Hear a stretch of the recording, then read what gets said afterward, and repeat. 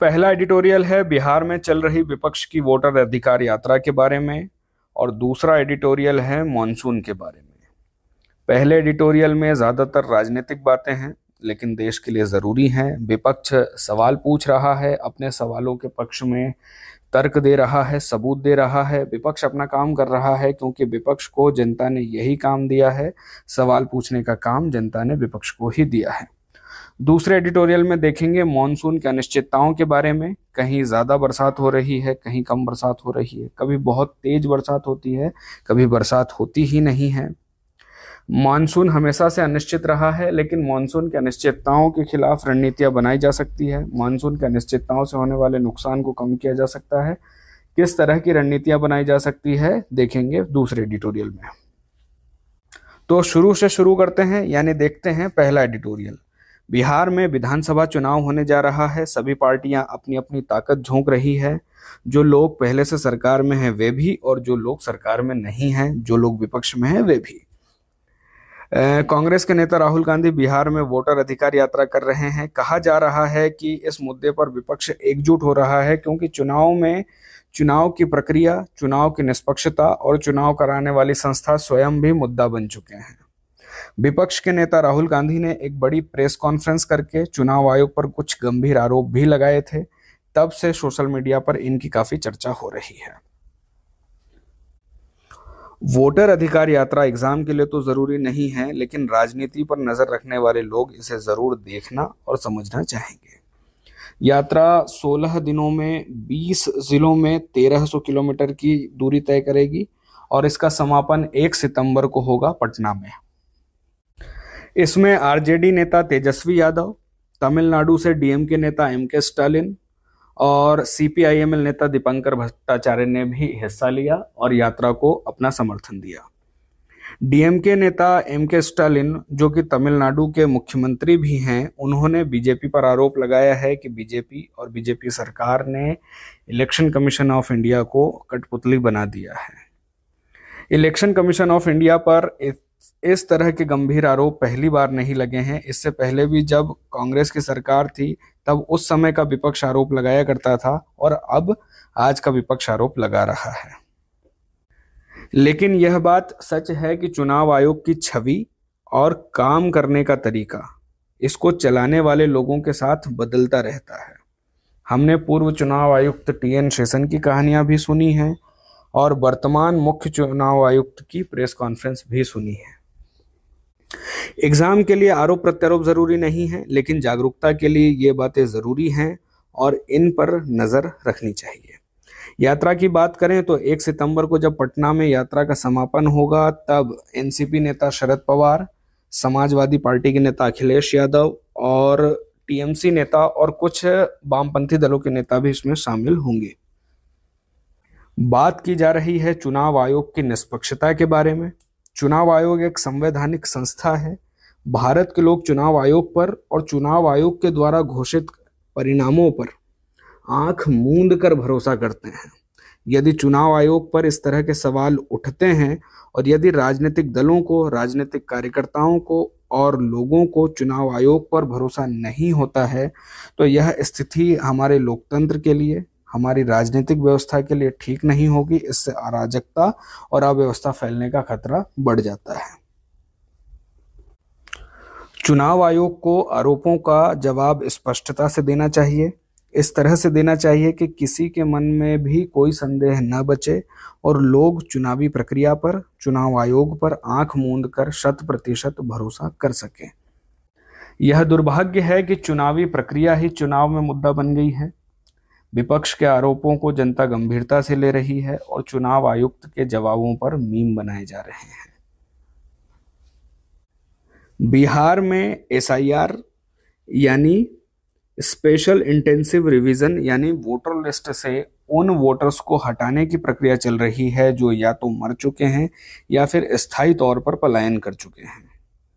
Voters को हटाने के अलावा कुछ ऐसे वोटर्स को जोड़ने का भी काम किया जाएगा जो अभी 18 साल के हुए हैं। लेकिन एसआईआर प्रक्रिया में कई खामियां निकलकर सामने आई हैं जिनके बारे में हम पिछले कुछ एडिटोरियल्स में पढ़ भी चुके हैं। एसआईआर के अलावा नेता प्रतिपक्ष राहुल गांधी ने भी कर्नाटक की एक सीट के आंकड़ों का विश्लेषण करके चुनावी प्रक्रिया में गड़बड़ियों का आरोप लगाया था और इस तरह के आरोप महाराष्ट्र के चुनावों के बाद भी लगे थे। विपक्ष ने चुनावी प्रक्रिया को लेकर तर्कसंगत आरोप लगाए हैं, लेकिन पूरी चुनावी प्रक्रिया पर संदेह करना भी सही नहीं है। यह भी सच है कि इन आरोपों के कारण चुनाव आयोग की छवि धूमिल हुई है और इलेक्शन कमीशन ऑफ इंडिया पर लोगों का भरोसा भी कुछ हद तक कम हुआ है। सरकार पर भी गंभीर आरोप लगे हैं कि सरकार सरकारी एजेंसियों का दुरुपयोग कर रही है। यदि आम लोगों के मन में ये दोनों बातें एक साथ बैठ जाती हैं तो इससे चुनाव आयोग और चुनाव की प्रक्रिया से लोगों का भरोसा कम होगा, जो कि हमारे लोकतंत्र के लिए और हमारी राज्य व्यवस्था के लिए ठीक नहीं है। चुनाव में हारने वाला उम्मीदवार और उसके समर्थक अपनी हार स्वीकार कर लेते हैं क्योंकि उन्हें चुनाव की प्रक्रिया पर और चुनाव आयोग पर पूरा भरोसा होता है। यदि यह भरोसा टूटता है तो हारने वाला उम्मीदवार अपनी हार स्वीकार नहीं करेगा, उसके समर्थक सड़कों पर उतरकर आंदोलन करेंगे, अदालतों में मुकदमेबाजी बढ़ेगी, जनता के असली प्रतिनिधित्व को लेकर विवाद खड़े होंगे और इस पूरे झगड़े में अराजकता, हिंसा, अव्यवस्था और जनता के असली मुद्दों के खो जाने का खतरा है। एडिटोरियल में बस इतनी ही बातें थी। की पॉइंट्स के थ्रू देखेंगे एक बार फिर से कि एडिटोरियल में कौन कौन से ज़रूरी मुद्दे थे, कौन कौन से ज़रूरी बातें हाईलाइट की गई थी। तो बात शुरू होती है वोट अधिकार यात्रा से। इस यात्रा का उद्देश्य है जनता के बीच में जाकर जनता को चुनावी प्रक्रिया के बारे में जागरूक करना, चुनावी प्रक्रिया के बारे में जो खामियां हैं उनके बारे में जागरूक करना। इसके पीछे विपक्ष की अपनी राजनीति है, लेकिन भारतीय लोकतंत्र के लिए भी यह मुद्दा ज़रूरी है क्योंकि बात है पारदर्शिता की, बात है विश्वास की। यात्रा की अवधि है 16 दिन। इस दौरान 20 जिलों में 1300 किलोमीटर की यात्रा होगी। विपक्ष के नेता इसमें शामिल हो रहे हैं। विपक्ष इस मुद्दे पर एकजुट होता हुआ दिखाई दे रहा है। समापन के पहले भी कई पार्टियों के नेता यात्रा में शामिल होंगे, बिहार जाएंगे। सरकार पर सरकारी संस्थाओं के दुरुपयोग का आरोप लग रहा है। इलेक्शन कमीशन ऑफ इंडिया पर भी आरोप लग रहे हैं। SIR प्रक्रिया पर भी सवाल उठ रहे हैं। चुनाव आयोग पर उठने वाले आरोपों का चुनाव आयोग ने अपना पक्ष रखा है, अपनी बात कही है, अपने उत्तर दिए हैं।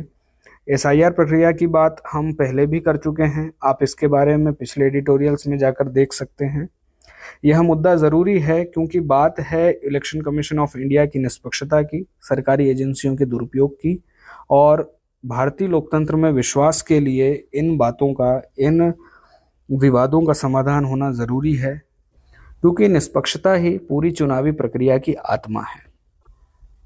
मेंस के लिए मॉडल क्वेश्चन हो सकता है कि चुनाव आयोग की निष्पक्षता पर उठते आरोप भारतीय लोकतंत्र के भविष्य को किस प्रकार प्रभावित कर सकते हैं। आलोचनात्मक टिप्पणी कीजिए। तो इसमें हमें बताना है कि चुनाव आयोग भारतीय लोकतंत्र के लिए क्यों ज़रूरी है, फिर बताना है कि इसकी निष्पक्षता पर क्या क्या सवाल उठ रहे हैं और ये आरोप क्यों गंभीर हैं। यदि चुनावी प्रक्रिया से लोगों का भरोसा टूटता है तो उसके क्या प्रभाव होंगे, और फिर अंत में बताना है कि इस विवाद का समाधान क्या हो सकता है। इन सभी बातों को हम एडिटोरियल्स में देख चुके हैं, इस एडिटोरियल में भी देख चुके हैं, कुछ पिछले एडिटोरियल्स में भी देख चुके हैं। एडिटोरियल्स पढ़कर इस सवाल का जवाब आसानी से लिखा जा सकता है। यहाँ पर एग्जाम के लिए सबसे ज़्यादा ज़रूरी हैं चुनाव आयोग से जुड़े हुए तथ्य। तो सबसे पहली बात तो यही है कि चुनाव आयोग एक सांविधिक निकाय है। चुनाव आयोग एक सांविधिक निकाय है, इसका मतलब है चुनाव आयोग का गठन हमारे संविधान में किया गया है, इसका प्रावधान हमारे संविधान में है। कहाँ पर है? अनुच्छेद 324 में निर्वाचन आयोग के लिए प्रावधान किया गया है और इसको संसद यानी लोकसभा, राज्यसभा और साथ में विधान मंडलों के चुनाव कराने की जिम्मेदारी दी गई है। साथ ही यह राष्ट्रपति और उपराष्ट्रपति पद के लिए भी चुनाव करवाता है। चुनावी प्रक्रिया में यह वोटर लिस्ट भी तैयार करता है और चुनावों का संचालन भी करता है। भारत के निर्वाचन आयोग की संरचना की बात करें तो इसमें फिलहाल एक मुख्य निर्वाचन आयुक्त है और 2 अन्य निर्वाचन आयुक्त है। जब इलेक्शन कमीशन बना था यानी 1950 में, तब इसमें सिर्फ 1 निर्वाचन आयुक्त था और अब यह 3 सदस्यीय निकाय है। अनुच्छेद 324(2) में प्रावधान है कि सभी चुनाव आयुक्तों की नियुक्ति, चाहे वे मुख्य चुनाव आयुक्त हों या अन्य चुनाव आयुक्त हों, सभी की नियुक्ति राष्ट्रपति के द्वारा की जाती है। निर्वाचन आयुक्तों का कार्यकाल होता है 6 वर्ष या 65 वर्ष, जो भी पहले खत्म हो जाए तब तक। यदि इन्हें हटाने की बात करें तो मुख्य निर्वाचन आयुक्त को उसी प्रक्रिया से, उसी विधि से हटाया जा सकता है जिस विधि से सुप्रीम कोर्ट के न्यायाधीशों को हटाया जाता है। इस प्रक्रिया को महाभियोग कहा जाता है। इसमें सबसे पहले किसी भी सदन से कार्रवाई शुरू की जा सकती है और इसके लिए प्रस्ताव लाया जाता है। यदि प्रस्ताव लोकसभा में आता है तो इस प्रस्ताव पर 100 सांसदों के हस्ताक्षर होने जरूरी है, और यदि यह प्रस्ताव राज्यसभा से शुरू किया जाता है तो वहां पर 50 सांसदों के हस्ताक्षर होने जरूरी है। फिर इस प्रस्ताव को सदन के अध्यक्ष को दिया जाता है। सदन का अध्यक्ष या स्पीकर या सभापति इस प्रस्ताव को स्वीकार भी कर सकते हैं और अस्वीकार भी कर सकते हैं। यदि प्रस्ताव स्वीकार कर लिया जाता है तो आरोपों की जांच करने के लिए 3 सदस्यीय समिति का गठन किया जाता है। यह समिति आरोपों की जांच करती है। इस समिति में सुप्रीम कोर्ट के न्यायाधीश, किसी उच्च न्यायालय के मुख्य न्यायाधीश और एक प्रतिष्ठित न्यायविद होते हैं। यदि अक्षमता और दुर्व्यवहार के आधार पर आरोप सही सिद्ध होते हैं तो फिर वोटिंग होती है और फिर इसे विशेष बहुमत से पारित करना होता है। विशेष बहुमत यानी सदन की कुल संख्या का 50% और वोट देने वाले और उपस्थित सदस्यों का 2/3 नंबर इसके लिए जरूरी है। अंत में राष्ट्रपति आदेश जारी करते हैं और मुख्य निर्वाचन आयुक्त को अपने पद से हटा दिया जाता है। अन्य निर्वाचन आयुक्तों को राष्ट्रपति हटा सकते हैं, लेकिन इसके लिए मुख्य निर्वाचन आयुक्त की सिफारिशें जरूरी होती है। मुख्य कार्यों की बात करें तो इनके मुख्य कार्य है मतदाता सूची तैयार करना और उसको समय समय पर अपडेट करते रहना, राजनीतिक दलों का पंजीकरण करना, चुनाव चिन्ह आवंटित करना, चुनाव के दौरान आचार संहिता लागू करना, चुनाव कार्यक्रम बताना और स्वतंत्र और निष्पक्ष चुनाव कराना। चुनाव कराने के दौरान पूरा प्रशासन और पूरी पुलिस इनके प्रत्यक्ष नियंत्रण में होती है। आगे एमसीक्यू देखेंगे। पहला सवाल 3 स्टेटमेंट हैं। पहला स्टेटमेंट कहता है कि भारत का निर्वाचन आयोग अनुच्छेद 324 में उल्लिखित है। तो स्टेटमेंट बिल्कुल सही है, हमने पढ़ा भी था। भारत के निर्वाचन आयोग का प्रावधान संविधान के अनुच्छेद 324 में ही है। दूसरा स्टेटमेंट है कि यह केवल लोकसभा और राज्य विधानसभाओं में ही चुनाव कराता है। तो देखें तो लोकसभा और राज्य विधानसभाओं के चुनाव यही करवाता है, लेकिन सिर्फ इनके ही चुनाव नहीं करवाता, बल्कि लोकसभा के साथ राज्यसभा के चुनाव भी करवाता है। राज्य विधानमंडल यानी विधानसभा और विधान परिषद के भी चुनाव कराता है। राष्ट्रपति और उपराष्ट्रपति के चुनाव भी कराता है। इसलिए दूसरा स्टेटमेंट गलत है। तीसरा स्टेटमेंट है मुख्य निर्वाचन आयुक्त को सुप्रीम कोर्ट के जज जैसी प्रक्रिया से हटाया जा सकता है। बिल्कुल सही है। मुख्य निर्वाचन आयुक्त को हटाने के लिए यही व्यवस्था है हमारे पास। दूसरा सवाल है कथन और कारण वाला। कथन कहता है कि भारत का निर्वाचन आयोग चुनाव के दौरान प्रशासन और पुलिस पर प्रत्यक्ष नियंत्रण रखता है और इसका कारण बताया गया है कि यह चुनावों की स्वतंत्रता और निष्पक्षता और पारदर्शिता सुनिश्चित करने के लिए आवश्यक है। बिल्कुल सही है। तो कथन और कारण एक दूसरे से संबंधित है, तो उत्तर होगा ऑप्शन ए। तीसरा सवाल है कि निम्नलिखित में से कौन सा कथन सही है। 3 स्टेटमेंट हैं। पहला स्टेटमेंट कहता है कि निर्वाचन आयोग की स्थापना 1950 में हुई। बिल्कुल सही है, 1950 में ही इसकी स्थापना हुई है। दूसरा स्टेटमेंट है कि प्रारंभ में आयोग में केवल एक मुख्य निर्वाचन आयुक्त होता था। बिल्कुल सही है, लेकिन बाद में 2 निर्वाचन आयुक्त और इसमें जोड़ दिए गए और यह एक बहुसदस्यीय निकाय हो गया। तीसरा स्टेटमेंट है 1989 में इसमें 2 अतिरिक्त निर्वाचन आयुक्त जोड़े गए। बिल्कुल सही है, तो ऑप्शन डी सही है, क्योंकि पहला, दूसरा, तीसरा तीनों ही सही है। चौथा सवाल है निम्नलिखित में से कौन सा कार्य निर्वाचन आयोग का नहीं है? ऑप्शन ए, राजनीतिक दलों का पंजीकरण। राजनीतिक दलों का पंजीकरण चुनाव आयोग करता है, तो यह तो उत्तर नहीं होगा। ऑप्शन बी, चुनाव चिन्ह आवंटित करना, यह भी गलत है।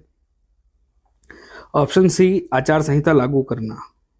ऑप्शन डी, सांसदों और विधायकों का वेतन निर्धारित करना। तो इस प्रश्न का उत्तर है डी, सांसदों और विधायकों का वेतन चुनाव आयोग के द्वारा निर्धारित नहीं किया जाता है। इन्हें संबंधित विधानसभाएं और देश की संसद तय करती है। पांचवा सवाल में कुछ पेयर्स दिए हुए हैं, हमें बताना है कि कौन कौन से सही हैं। पहला, अनुच्छेद 324 निर्वाचन आयोग, बिल्कुल सही है। अनुच्छेद 324 में ही निर्वाचन आयोग का प्रावधान है। दूसरा, कार्यकाल के बारे में है, तो बिल्कुल सही है। 6 वर्ष या 65 वर्ष की आयु जो पहले हो तब तक इनका कार्यकाल होता है। तीसरा, निर्वाचन आयुक्त की नियुक्ति राष्ट्रपति के द्वारा, बिल्कुल सही है। निर्वाचन आयुक्त की नियुक्ति चाहे मुख्य निर्वाचन आयुक्त हो या अन्य निर्वाचन आयुक्त हो, इनकी नियुक्ति राष्ट्रपति के द्वारा की जाती है। चौथा, निर्वाचन आयुक्त का हटाना प्रधानमंत्री की सिफारिश पर, बिल्कुल गलत। निर्वाचन आयुक्त को राष्ट्रपति के द्वारा हटाया जाता है, लेकिन मुख्य निर्वाचन आयुक्त की सिफारिश पर। तो चौथा स्टेटमेंट गलत है। पहला, दूसरा, तीसरा पेयर सही है। इस एडिटोरियल में इतनी ही बातें थी। देखते हैं दूसरा एडिटोरियल जो कि मानसून के बारे में है। क्या कहा जा रहा है?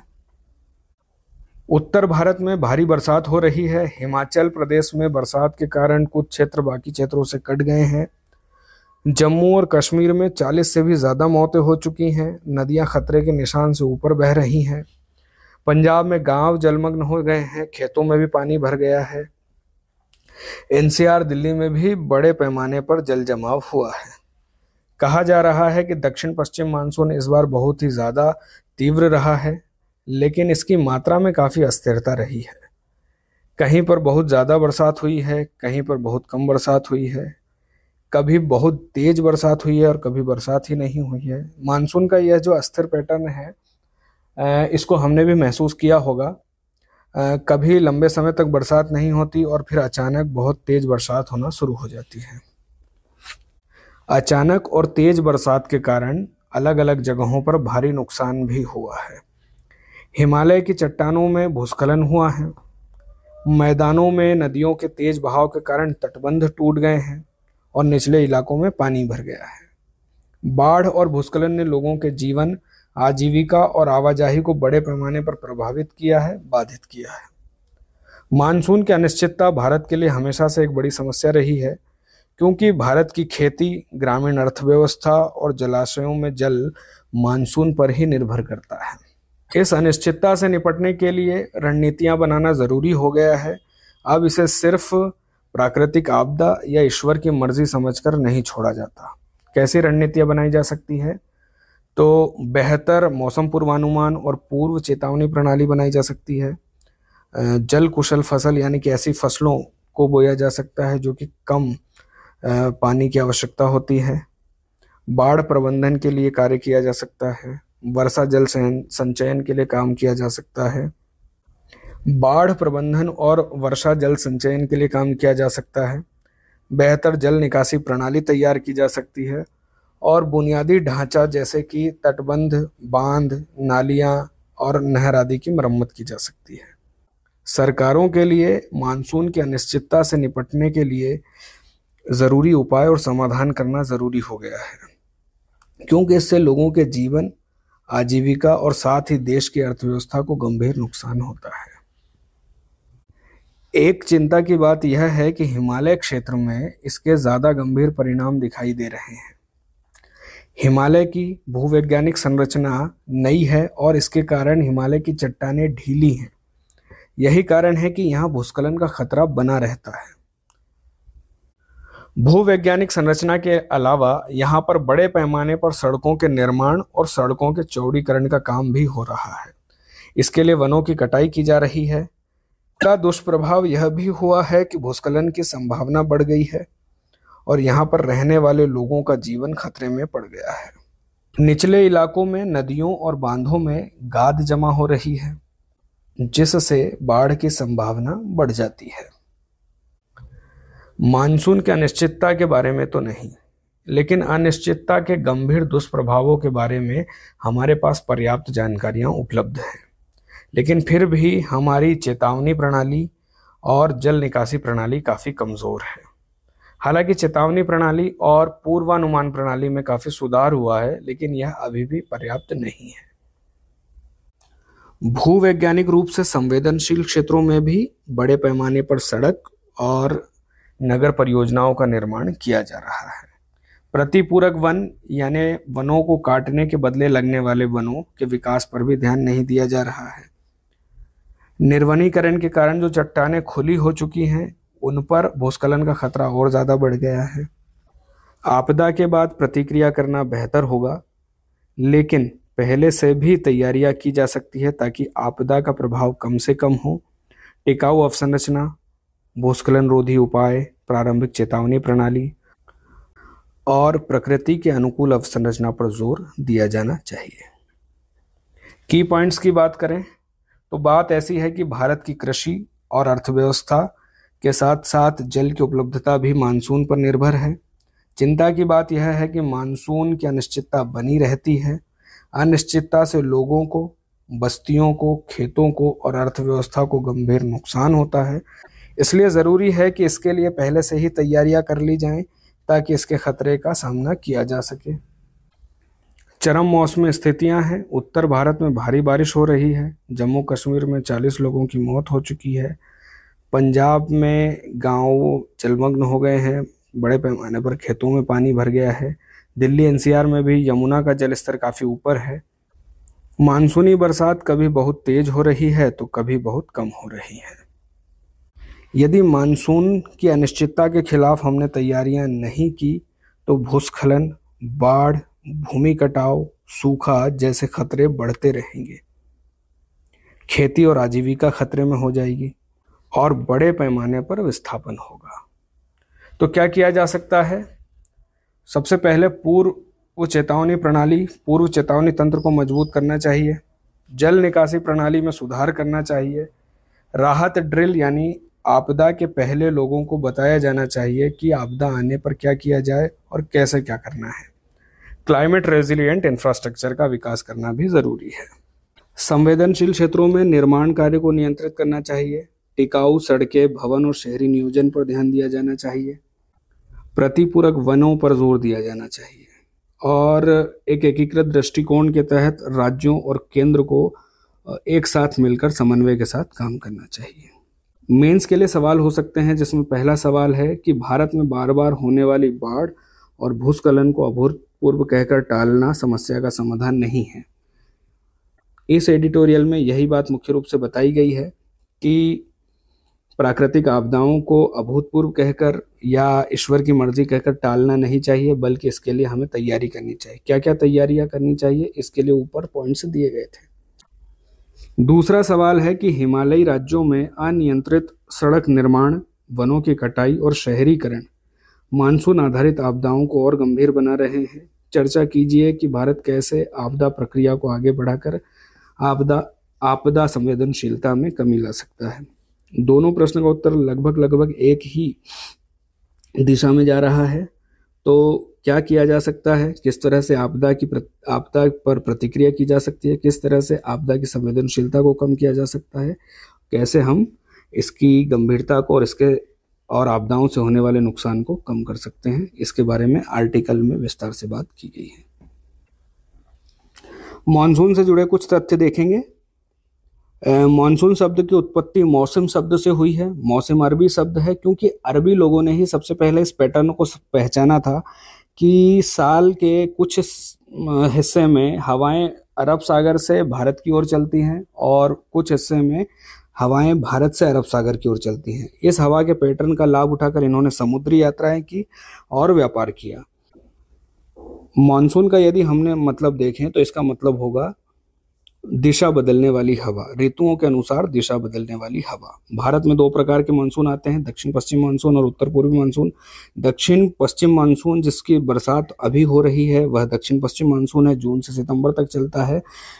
दक्षिण पश्चिम मानसून दक्षिण पश्चिम से उत्तर पूर्व की ओर चलता है। दक्षिण पश्चिम यानी कि अरब सागर से भारत की ओर चलता है। वहीं पर उत्तर पूर्व मानसून उत्तर पूर्व से दक्षिण पश्चिम चलता है, यानी बंगाल की खाड़ी से दक्षिण भारतीय राज्यों जैसे कि तमिलनाडु और आंध्र प्रदेश और केरल की ओर इसकी दिशा होती है। दक्षिण पश्चिम मानसून की बात करें तो भारतीय कृषि के लिए जीवन रेखा है, क्योंकि भारत की 75% बरसात दक्षिण पश्चिम मानसून से ही होती है। इसकी भी दो शाखाएं हैं, एक अरब सागर शाखा और एक बंगाल की खाड़ी शाखा। अरब सागर शाखा वेस्टर्न घाट होते हुए उत्तर भारत और फिर मध्य भारत और उत्तर भारत में बरसात करती है, और बंगाल की खाड़ी की शाखा उत्तर पूर्व में और फिर उत्तर भारत में, यानी कि उत्तर भारत के मैदानों में बरसात करती है। मानसून का आगमन जून के आसपास होना शुरू होता है और मानसून की वापसी लगभग सितंबर के आधे महीने के बाद होना शुरू होती है, जो कि नवंबर तक पूरी तरह से मानसून भारतीय उपमहाद्वीप से हट जाता है। उत्तर पूर्वी मानसून की बात करें तो इसे शीत ऋतु का मानसून भी कहते हैं, क्योंकि इस दौरान उत्तर भारत में शीत ऋतु होती है और दक्षिण भारत में उत्तर पूर्व मानसून के कारण बरसात होती है। तमिलनाडु, आंध्र प्रदेश, पुदुचेरी और दक्षिण तटों पर इसमें बरसात होती है, और इसके कारण भारत में कुल लगभग 11% बरसात होती है। मानसून की दो ही विशेषताएं हैं, एक तो इतना इरेगुलर है कि इसकी कभी बरसात होती है कभी नहीं होती है, कभी बहुत ज़्यादा बरसात होती है, कहीं बरसात बहुत कम होती है, अलग अलग जगहों पर भी अलग अलग मात्रा में बरसात होती है। और दूसरा पैटर्न है मानसून विच्छेद, यानी ब्रेक इन मानसून। बरसात के दौरान कुछ समय ऐसा होता है जहां पर बरसात लंबे समय तक नहीं होती। मानसून का महत्व भारत के लिए इसलिए है क्योंकि भारत की कृषि इस पर निर्भर है। खरीफ की फसलें धान, मक्का, सोयाबीन इस पर सीधे तौर पर निर्भर है। जल संचयन नदियों में, झीलों में और भूजल पुनर्भरण के लिए भी हम मानसून पर ही निर्भर हैं। हमारी अर्थव्यवस्था में लगभग 60% लोग ग्रामीण हैं जो कृषि पर निर्भर है, और कृषि मानसून पर निर्भर है, और इसलिए कहा जा सकता है कि मानसून पर लोगों की आजीविका निर्भर है। विद्युत उत्पादन के लिए भी मानसून जरूरी है, क्योंकि जलाशयों में पानी की उपलब्धता होनी चाहिए विद्युत निर्माण करने के लिए। मानसून से जुड़ी हुई समस्याएं क्या हैं? अत्यधिक बरसात होती है तो बाढ़ आ जाती है, भूस्खलन होता है, फसल का नुकसान होता है। कम बरसात होती है, सूखा होता है, खाद्य संकट होता है। अनियमितताएं होती है तो कृषि उत्पादन भी अनियमित होता है, हमारी जीडीपी पर इसका प्रतिकूल प्रभाव पड़ता है। किसानों की अर्थव्यवस्था पर, ग्रामीण अर्थव्यवस्था पर इस अनियमितता का दुष्प्रभाव पड़ता है। जलवायु परिवर्तन के कारण मानसून की अनिश्चितता और बढ़ जाती है। एमसीक्यू देखेंगे। पहला सवाल है जिसमें 2 स्टेटमेंट है। पहला स्टेटमेंट कहता है कि भारत में मानसून की अनिश्चितता केवल प्राकृतिक कारणों से उत्पन्न होती है। बिल्कुल गलत है। मानसून की अनिश्चितता के पीछे प्राकृतिक और मानव निर्मित दोनों कारण हैं। हमने देखा है कि किस तरह से मानव की गतिविधियां मानसून के पैटर्न को, जलवायु को बदलने में योगदान देती हैं। दूसरा स्टेटमेंट है कि मानव निर्मित गतिविधियां जैसे वनों की कटाई और सड़क चौड़ीकरण मानसून आपदाओं को और गंभीर बना देते हैं। बिल्कुल सही है। प्राकृतिक कारणों के साथ साथ मानव निर्मित कारण भी प्राकृतिक आपदाओं को और गंभीर बना देते हैं। सड़क निर्माण के कारण, खासकर हिमालयी क्षेत्र में सड़क निर्माण और सड़क चौड़ीकरण के कारण वनों की कटाई बड़े पैमाने पर हुई है, और जो चट्टानें खुली हैं उनमें भूस्खलन का खतरा बढ़ गया है। दूसरा सवाल है कथन कारण वाला।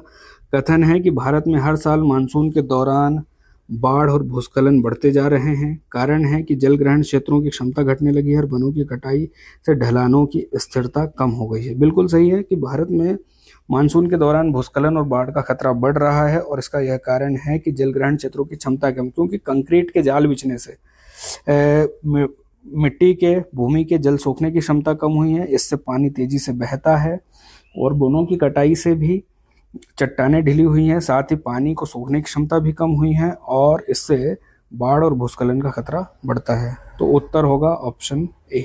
तीसरा सवाल है, 3 स्टेटमेंट है। पहला स्टेटमेंट कहता है कि भारत में आपदा प्रबंधन नीति अभी भी मुख्यतः राहत और पुनर्वास पर आधारित है।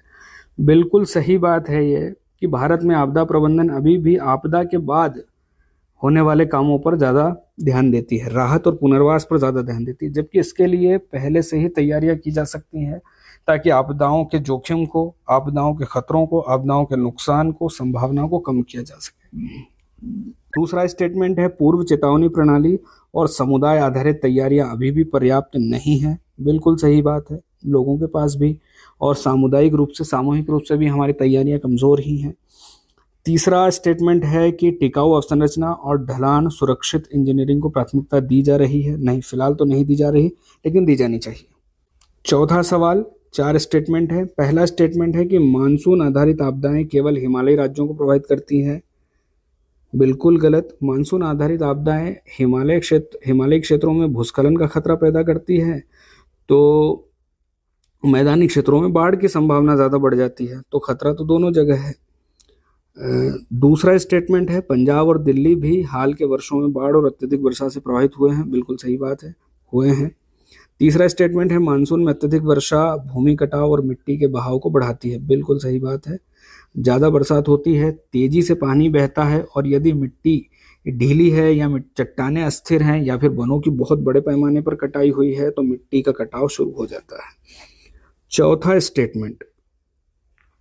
स्टेटमेंट है कि भारत में जलवायु सहिष्णु अवसंरचना का विकास अभी भी धीमा है। बिल्कुल सही बात है, इसे तेज करने की जरूरत है। पांचवा और आखिरी सवाल, भारत को मानसून संवेदनशीलताओं से निपटने के लिए निम्नलिखित में से किसे प्राथमिकता देनी चाहिए? केवल राहत पुनर्वास कार्य को? बिल्कुल नहीं, राहत पुनर्वास कार्य के साथ पहले से तैयारियों को भी प्राथमिकता देनी चाहिए। दूसरा, केवल जलवायु परिवर्तन शमन को? नहीं, केवल जलवायु परिवर्तन शमन नहीं, बल्कि जलवायु परिवर्तन शमन के साथ राहत कार्य, पुनर्वास और पहले से तैयारियों को प्राथमिकता देनी चाहिए। इस खतरे से निपटने के लिए हर एक स्तर पर तैयारियां करना जरूरी है और सभी स्तर महत्वपूर्ण हैं। तीसरा स्टेटमेंट है कि आपदा संवेदनशीलता में कमी और टिकाऊ अवसंरचना का निर्माण। और चौथा, केवल अंतर्राष्ट्रीय सहयोग। तो यहाँ पर आपदा संवेदनशीलता को कम करने के लिए टिकाऊ संरचना के निर्माण को प्राथमिकता देनी चाहिए, ताकि आपदा आने से पहले ही हमारी तैयारियां इतनी मजबूत हों कि आपदा के कारण हमें नुकसान न हो, आपदा के कारण बड़े पैमाने पर पलायन न हो, आपदा के कारण लोगों को नुकसान न हो, लोगों की अर्थव्यवस्था, आजीविका, आवाजाही को नुकसान न हो।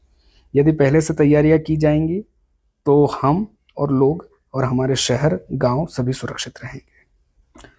तो यह आखिरी सवाल था। आज के लिए इतना ही, कल फिर मिलेंगे।